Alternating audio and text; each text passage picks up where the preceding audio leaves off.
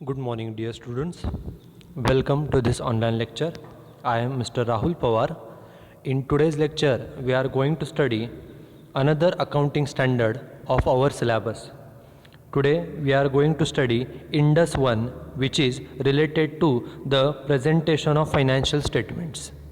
आजच्या या लेक्चरमध्ये आपल्या सिलेबसमधील जे अजून एक इंडियन अकाउंटिंग स्टँडर्ड आहे, इंडियन अकाउंटिंग स्टँडर्ड नंबर 1, की जे प्रेझेंटेशन ऑफ फायनान्शियल स्टेटमेंटशी रिलेटेड आहेत, हे आपण आजच्या या लेक्चरमध्ये पाहणार आहोत. So let start with this lecture. This is Ind AS 1, which is related to presentation of financial statements. Financial statement, first we should know what is the meaning of financial statements. Financial statements means, in simple word, it is called as a final account. Right from 11th standard we know the word final account.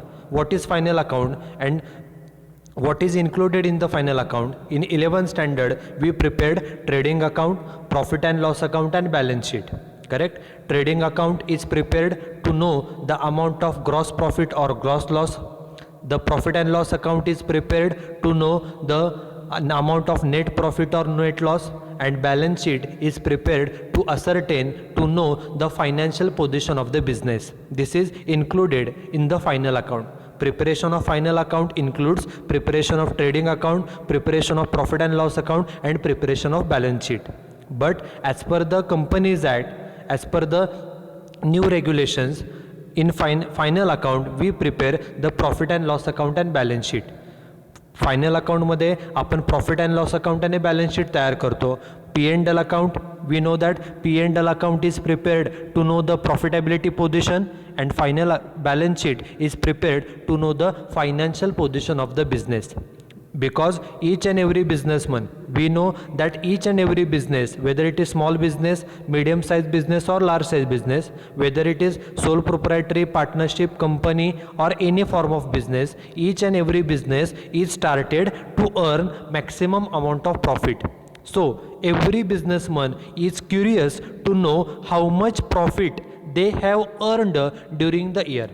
आपल्याला माहिती आहे, business कोणत्याही प्रकारचा असो, business छोटा असो, medium असो किंवा मोठा असो, तो सोल प्रोप्रायटरी असो, पार्टनरशिप असो किंवा कंपनी असो, कोणताही व्यवसाय, कोणताही बिझनेस हा प्रॉफिट मिळवण्यासाठीच चालवलेला असतो, सुरू केलेला असतो. त्यामुळे वर्षभर बिझनेस करून आपल्याला किती रुपये प्रॉफिट झालेला आहे हे प्रत्येक बिझनेसमनसाठी महत्त्वाचं असतं, आणि हे शोधण्यासाठी वर्षाच्या शेवटी तो businessman profit and loss account तयार करतो. Profit and loss account is prepared to know the profitability position of the business, because this P&L account shows the amount of net profit earned during the particular financial year. वर्षभर business करून आपलं वर्ष चालू होतं 1 एप्रिलला आणि वर्ष संपते 31 मार्चला. वर्षभर बिझनेस करून आपल्याला किती प्रॉफिट झालेला आहे हे नेट प्रॉफिटमधून आपल्याला कळतं. सेम त्याप्रमाणे at the end of the year, on 31st of March, the businessman also prepares a balance sheet. Balance sheet, what is balance sheet? Balance sheet is a statement and it is prepared to know the financial position of the business as on a particular day. आपल्या बिझनेसची आर्थिक परिस्थिती काय आहे, कशी आहे हे जाणून घेण्यासाठी आपण बॅलन्स शीट तयार करतो, ज्यामध्ये आपण बिझनेसच्या सर्व असेट्स आणि लायबिलिटीज ह्या रेकॉर्ड करतो. Okay, so preparation of profit and loss account and preparation of balance sheet, it means these are the financial statements of any business organisation. कोणताही बिझनेस असेल त्या बिझनेससाठी जे फिनान्शियल स्टेटमेंट्स असतात त्यामध्ये प्रॉफिट अँड लॉस अकाउंट येतं, त्याचबरोबर त्यामध्ये बॅलन्स शीटसुद्धा येते. बघा काय सांगितलेलं आहे, the financial statements of business organisation include preparation of profit and loss account and preparation of balance sheet. Both these financial statements are prepared at the end of financial year. We know that our financial year ends on 31st of March, and generally on 31st March we prepare this profit and loss account and balance sheet. Actually, P&L account and balance sheet can be prepared at any time, but generally it is prepared at the end of the financial year on 31st of March. And why these statements are prepared? The P&L account is prepared to know the profitability position, and balance sheet is prepared to know the financial position of the business. Okay, बिझनेसची profitability position काय आहे, किती profit झालेलं आहे हे शोधण्यासाठी आपण profit and loss account तयार करतो आणि बिझनेसची आर्थिक परिस्थिती कशी आहे हे जाणून घेण्यासाठी आपण बॅलन्स शीट ही तयार करत असतो. हे आपण वर्षाच्या शेवटी तयार करतो. मग हे जे फायनल अकाउंट आहे, हे जे फिनॅन्शियल स्टेटमेंट्स आहेत, हे फिनॅन्शियल स्टेटमेंट्स तयार करत असताना आपण कोणत्या मेथड्स वापरल्या, कोणते प्रिन्सिपल्स वापरले, त्याला आपण अकाउंटिंग पॉलिसी असं म्हटलं जातं. बघा, अकाउंटिंग पॉलिसी म्हणजे काय, ही महत्त्वाची कन्सेप्ट आहे. Accounting policies refers to the specific accounting principles. अकाउंटिंगचे कोणकोणते प्रिन्सिपल्स म्हणजे तत्वे आपण वापरली, अँड मेथड्स, अकाउंटिंगच्या कोणकोणत्या मेथड्स वापरल्या कशासाठी, while preparing these financial statements. Financial statements means preparation of profit and loss account and preparation of balance sheet. While preparing this final account, while preparing these financial statements, which principles we have used, which methods we have used, it is called as a accounting policy. त्यामुळे accounting policy म्हणजे काय, तर एखाद्या बिझनेसचे financial statements तयार करत असताना आपण अकाउंटिंगच्या कोणकोणते प्रिन्सिपल्स वापरले, अकाउंटिंगची कोणकोणती तत्वे वापरली आणि अकाउंटिंगच्या कोणकोणत्या मेथड्स वापरल्या, त्याला अकाउंटिंग पॉलिसी असं म्हटलं जातं. So accounting policy means the different accounting principles and accounting methods used for preparing the financial statements of the business. एखाद्या बिझनेसचे फिनॅन्शियल स्टेटमेंट्स म्हणजे P&L अकाउंट असेल, बॅलन्स शीट असेल, हे तयार करत असताना आपण अकाउंटिंगचे कोणते प्रिन्सिपल्स आणि कोणत्या मेथड्स वापरल्या, त्याला अकाउंटिंग पॉलिसी असं म्हटलं जातं. And these accounting policies are important for each and every business. Accounting policy आपण कोणत्या वापरतोय त्या बिझनेससाठी महत्त्वाच्या असतात. आणि हे जे आपलं अकाउंटिंग स्टँडर्ड आहे इंडस 1, इंडियन अकाउंटिंग स्टँडर्ड 1, हे त्यासाठीच आहे. बा काय सांगितलं आहे, the accounting standard deals with the disclosure of significant accounting policies followed by the business in preparing and presenting the financial statements. म्हणजे फिनॅन्शियल स्टेटमेंट्स म्हणजेच P&L अकाउंट, बॅलन्स शीट तयार करण्यासाठी, प्रिपेअर करण्यासाठी आणि प्रेझेंट करण्यासाठी ज्या ज्या काही अकाउंटिंग पॉलिसी वापरल्या असतील त्या अकाउंटिंग पॉलिसीचं डिस्क्लोजर म्हणजे मांडणे, डिस्क्लोज करणे म्हणजे सांगणे. ओके, ते डिस्क्लोज कशा पद्धतीनं केलं पाहिजे याच्यासाठी हे इंडियन अकाउंटिंग स्टँडर्ड आहे. This accounting standard is for the disclosure of different accounting policies followed by the business for preparing the financial statements. एखाद्या बिझनेसने जे काही त्यांचे फिनॅन्शियल स्टेटमेंट्स आहेत, मग ते प्रॉफिट अँड लॉस अकाउंट असेल किंवा बॅलन्स शीट असेल, हे तयार करत असताना ज्या ज्या अकाउंटिंग पॉलिसीज वापरलेल्या आहेत, जी अकाउंटिंग पॉलिसी आहे ती पॉलिसी आपल्या रिपोर्टमध्ये तिथं ती डिस्क्लोज केली जाते, सांगितली जाते, लिखित स्वरूपामध्ये मांडली जाते. त्या डिस्क्लोजरसाठी हे अकाउंटिंग स्टँडर्ड आहे. त्यामुळे आपल्याला काही वेळेला ऑब्जेक्टिव्हला प्रश्न विचारला जातो की इंडस 1 हे कशाशी रिलेटेड आहे, तर Ind AS 1 is related to the disclosure of accounting policies relating to the financial statements. Financial statement जे असतात त्यासाठी ज्या काही अकाउंटिंग पॉलिसी आपण वापरलेल्या आहेत त्या अकाउंटिंग पॉलिसी कोणत्या ते डिस्क्लोज करण्यासाठीचं हे अकाउंटिंग स्टँडर्ड आहे, Indian accounting standard 1.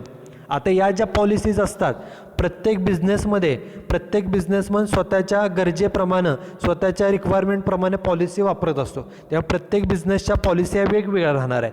The accounting policies followed by the business changes from business to business. प्रत्येक बिझनेसची रिक्वायरमेंट ही वेगवेगळी असते. तिथला जो कोण व्यक्ती आहे तो त्याच्या कन्व्हिनियन्सप्रमाणे वेगवेगळ्या अकाउंटिंग पॉलिसी ह्या वापरत असतो. So the accounting policies of the business may change from business to business and therefore hence their disclosure is necessary. त्यामुळे एखाद्या बिझनेस आहे A लिमिटेड, दुसरा बिझनेस आहे B लिमिटेड, तिसरा बिझनेस आहे C लिमिटेड, हे तिन्ही पण कंपनी आहेत. ह्या प्रत्येक कंपनीच्या पॉलिसी कदाचित वेगवेगळ्या असू शकतात आणि म्हणून एखाद्या कंपनीचं जेव्हा आपण फायनल अकाउंट वाचतो, फिनॅन्शियल स्टेटमेंट म्हणजे P&L बॅलन्स शीट वाचतो, ते आपल्याला प्रॉपरली अंडरस्टूड जर व्हायचं असेल, प्रॉपरली समजून घ्यायचं असेल तर या बिझनेसने कोणत्या पॉलिसीज फॉलो केलेल्या आहेत त्याचं डिस्क्लोज करणं ते गरजेचं आहे. डिस्क्लोज केल्या, तिथं लिहिल्या, P&L बॅलन्स शीटच्या नंतर डिस्क्लोजर म्हणून हेडिंग दिलं जातं आणि त्याखाली ते सर्व जर ज्या पॉलिसीज फॉलो केलेल्या आहेत त्या जर डिस्क्लोज केल्या आणि त्या डिस्क्लोज केल्या तरच तो जो कोण रीडर आहे, यूजर आहे, त्याला ते P&L बॅलन्स शीट व्यवस्थित समजू शकतं. त्यामुळे disclosure of policies is necessary if the view presented is to be properly understood by the user. आपण आपल्या फिनान्शियल स्टेटमेंट्समध्ये जी काही माहिती दिलेली आहे ती जर त्या रीडरला, जो वाचणारा आहे, त्याला जर व्यवस्थित समजायची असेल तर त्यासाठी आपण कोणकोणत्या अकाउंटिंग पॉलिसीज वापरल्या आहेत ते तिथं डिस्क्लोज करणं लिखित स्वरूपामध्ये हे गरजेचं आहे. आपल्याला माहिती आहे की P&L अकाउंट असेल किंवा बॅलन्स शीट असेल हे ॲन्युअल रिपोर्टमध्ये पब्लिश केलं जातं. ओके, किंवा वेबसाईटवरती त्याची ॲन्युअल रिपोर्ट हा PDF फॉर्ममध्ये तिथं तो सर्वांसाठी ओपन ठेवला जातो. ओके, तुम्ही P&L अकाउंट बॅलन्स शीट वाचू शकता, तुम्हाला ते समजू शकतं, परंतु ते तुम्हाला प्रॉपरली अंडरस्टूड होण्यासाठी त्या कंपनीने, त्या बिझनेसने अकाउंटिंगच्या कोणत्या पॉलिसीज वापरलेल्या आहेत त्या तिथं मेन्शन करणं, हे डिस्क्लोज करणं, सांगणं हे गरजेचं आहे. So according to this accounting standard, Indian accounting standard 1, it is compulsory for the companies to disclose the different accounting policies followed by the business for preparing the financial statements of the business.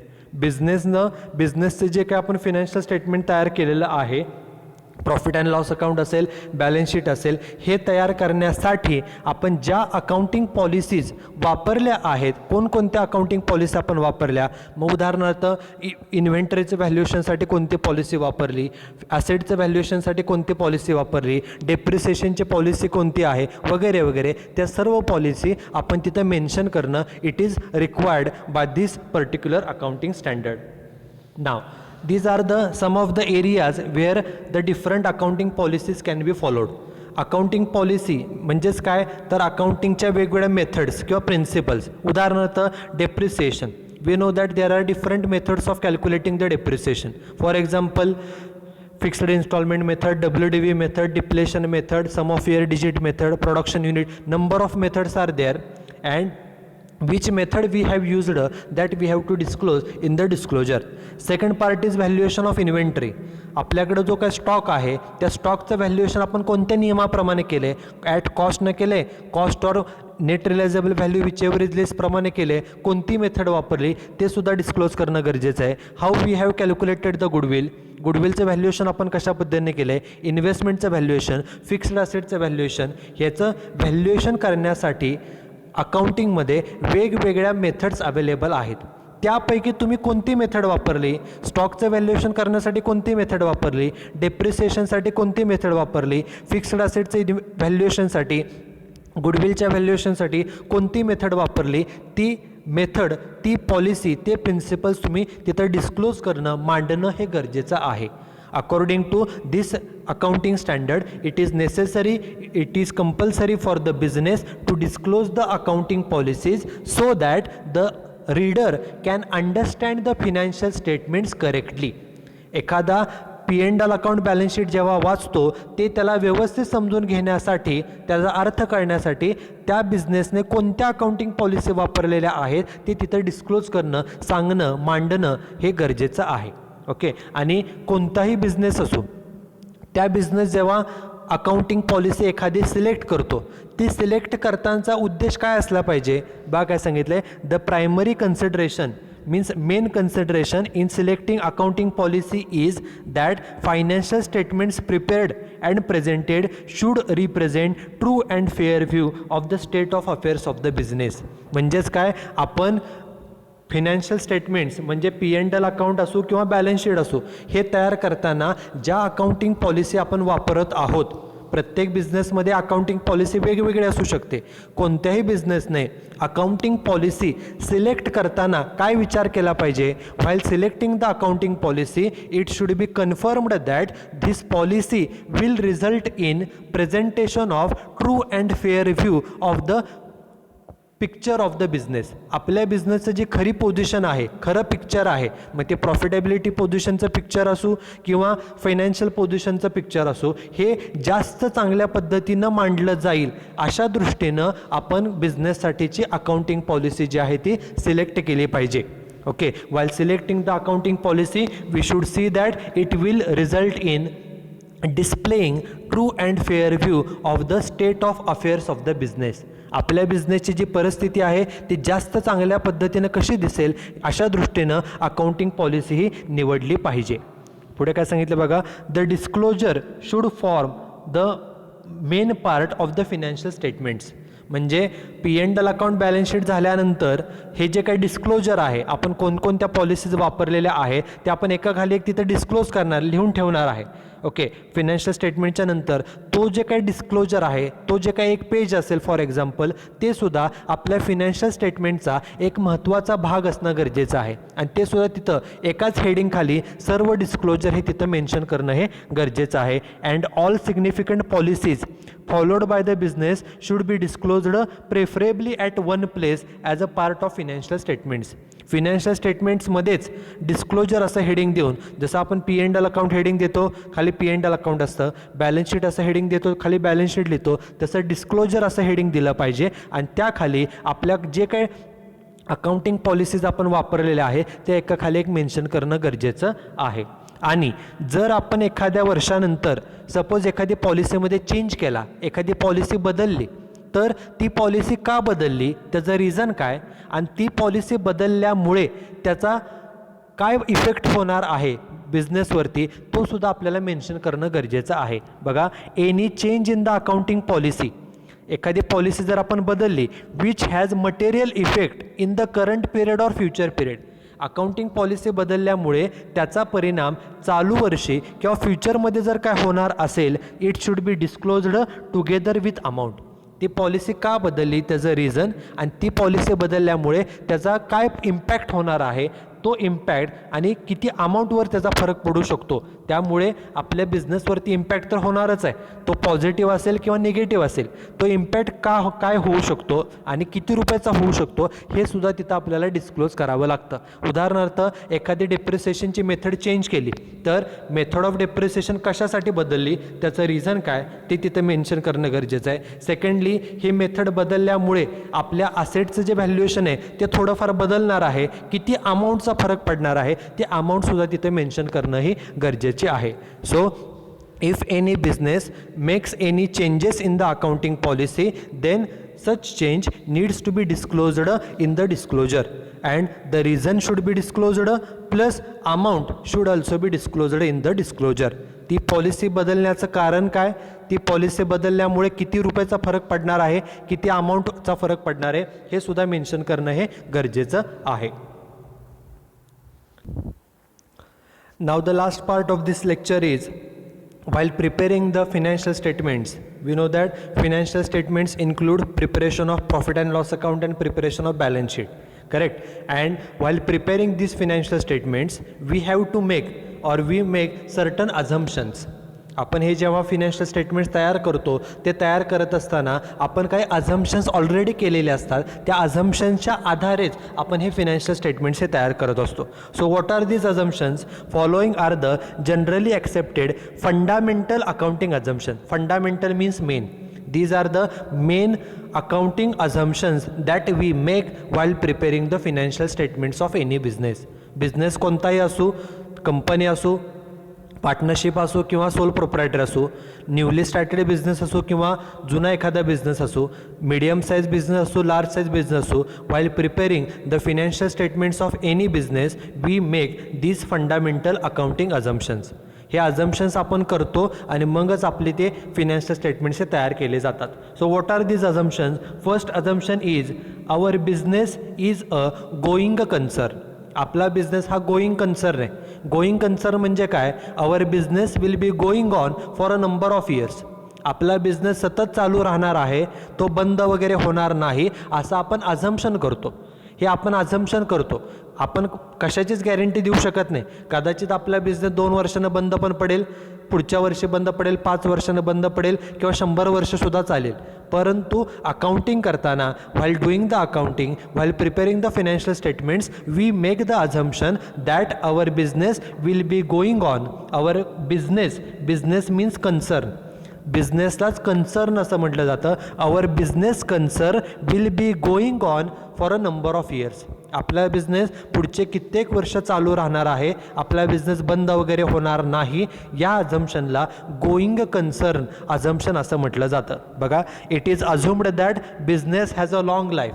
आपण असं assume करतो आपल्या बिझनेसला long life आहे आणि it will not be discontinued in the near future. आपला business भविष्यामध्ये बंद वगैरे काय होणार नाही, आपला बिझनेस खूप वर्ष चालू राहणार आहे, या अझम्पशनला म्हणतात going concern assumption. This is first main fundamental assumption. Now the second assumption is consistency.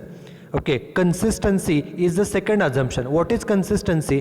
Consistency म्हणजे आपण जे काही फिनान्शियल स्टेटमेंट्स तयार करतो, P&L अकाउंट असेल किंवा बॅलन्स शीट असेल, त्यामध्ये ते तयार करत असताना आपण अकाउंटिंगच्या वेगवेगळ्या मेथड्स वापरतो. मग डेप्रिसिएशनची मेथड असेल, इन्व्हेस्टमेंटच्या व्हॅल्युएशनची मेथड असेल, स्टॉक व्हॅल्युएशनची मेथड असेल. एखादी मेथड आपण वापरली तर तीच method it should be followed consistently for a number of years.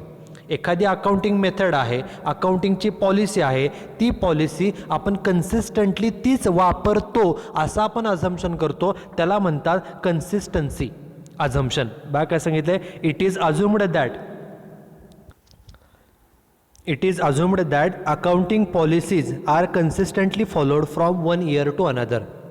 ज्या काय अकाउंटिंगच्या मेथड्स आहेत, ज्या काय आपण अकाउंटिंगच्या पॉलिसी वापरतोय, त्या पॉलिसी आपण कित्येक वर्ष इयर टू इयर त्याच आपण वापरतो, सेम, त्यामध्ये काही बदल करत नाही. We follow the accounting policies consistently from year to year. It is called as a consistency assumption. This is second main fundamental accounting assumption. Now the last assumption that we make is accrual. What is accrual? According to this particular assumption or according to this particular concept, we record the expenses and incomes in the books of accounts. एखादा खर्च असेल, तो खर्च आपण paid केला असू किंवा paid केला नसेल, तो खर्च जर त्या वर्षाचा असेल तर तो त्या वर्षाला तो दाखवला जातो, irrespective whether it is paid or not. Okay, एखादं इन्कम असेल, एखादं इन्कम, सपोज एका महिन्याचा रेंट आहे 2,000 रुपये, महिन्याचा रेंट किती आहे 2,000, महिन्याचा 2,000 म्हणजे वर्षाचं इन्कम किती झालं, वर्षाचं इन्कम झालं 24,000 रुपये. सपोज 24,000पैकी आपल्याला 20,000च मिळाले असतील, तरीसुद्धा जरी 20 मिळाले असतील, अजून 4 यायचे बाकी आहेत, ते 4 ॲड करून आपलं वर्षाचं इन्कम हे 24,000च दाखवलं जातं. So incomes are recorded for full year irrespective whether they are actually received or not. Okay, एक्सपेन्सेसच्या बाबतीमध्ये सुद्धा तेच. सपोज आपण एखादा एम्प्लॉई आपल्या कंपनीमध्ये जॉबला आहे, त्याचा महिन्याचा पगार 10,000 आहे, महिन्याचा पगार 10,000 म्हणजे वर्षाचा सॅलरीचा खर्च झाला 1,20,000. सपोज आपण त्याला 11 महिनेच पगार दिला, शेवटचा 1 महिन्याचा पगार अजून दिला नाही, तरीसुद्धा तो खर्च म्हणून त्या वर्षी आपण ॲड आउटस्टँडिंग, एका महिन्याचा 10,000 आउटस्टँडिंग दाखवतो आणि पूर्ण वर्षाचा खर्च जो काय आहे तो आपण P&L अकाउंटला तिथं दाखवत असतो. Okay, according to this particular assumption, accrual concept, the expenses are recorded in the financial statements irrespective whether they are actually paid or not. खर्च केला असो किंवा नसो, जर तो खर्च त्या वर्षाचा असेल तर तो तिथं रेकॉर्ड केला जातो. Same case with the incomes also. Incomes are recorded in the financial statement irrespective whether they are actually received or not. जसं मगाशी उदाहरण सांगितलं, एखादं इन्कम आहे, ते इन्कम चालू वर्षाचं आहे, करंट इयरचं आहे, ते इन्कम आपल्याला मिळालं असू किंवा नसू, जरी मिळालं नसेल तरीसुद्धा ते इन्कम चालू वर्षाचं आहे, म्हणून ते आपण फिनान्शियल स्टेटमेंट्समध्ये ते इन्कम दाखवतो. त्यासाठी आपण आउटस्टँडिंगचे ॲडजस्टमेंट 11th स्टँडर्डपासून शिकलो आहे, प्रीपेडचे ॲडजस्टमेंटसुद्धा शिकलेलो आहे. एक्सपेन्सेस असतील किंवा इन्कम्स असतील, ते रेकॉर्ड करताना पूर्ण वर्षाचा खर्च आणि पूर्ण वर्षाचं इन्कम आपण दाखवतो. त्यासाठी त्यामध्ये आउटस्टँडिंग आणि प्रीपेडचे ॲडजस्टमेंट आपण करतो आणि पूर्ण वर्षाचा खर्च आणि पूर्ण वर्षाचं इन्कम आपण दाखवूनच फिनान्शियल स्टेटमेंट तयार करतो. हे सुद्धा एक अकाउंटिंगचं फंडामेंटल अझम्पशन मानलं जातं. These are the 3 main fundamental assumptions. First is going concern. पहिला अझम्पशन म्हणजे गोईंग कन्सर्न, दुसरा अझम्पशन म्हणजे कन्सिस्टन्सी आणि तिसरा अझम्पशन म्हणजे ॲक्रुअल. These are the 3 fundamental accounting assumptions that every business makes while preparing the financial statements. कोणताही बिझनेसचं financial statements तयार करत असताना हे 3 अझम्पशन्स हे केले जातात: going concern, consistency and accrual. Okay, so that's it with this particular lecture. In today's lecture, first we started with what is the meaning of financial statements, what are the different financial statements, Then we studied why these financial statements are prepared, why we prepare P&L account, why we prepare the balance sheet, that we have seen. After that we have seen what is the meaning of accounting policy. Accounting policy म्हणजे काय आपण पाहिलेलं आहे. Which are the different areas where different accounting policies are followed, that we have seen. And just we have seen the different fundamental accounting assumptions that a business makes while preparing the financial statements. एखादा business ज्या वेळेला P&L account balance sheet तयार करतो त्यावेळेला कोणते अझम्पशन्स केले जातात हे देखील आपण आत्ता या लेक्चरमध्ये पाहिलेलं आहे. Okay, so that's it with this lecture. Thank you very much.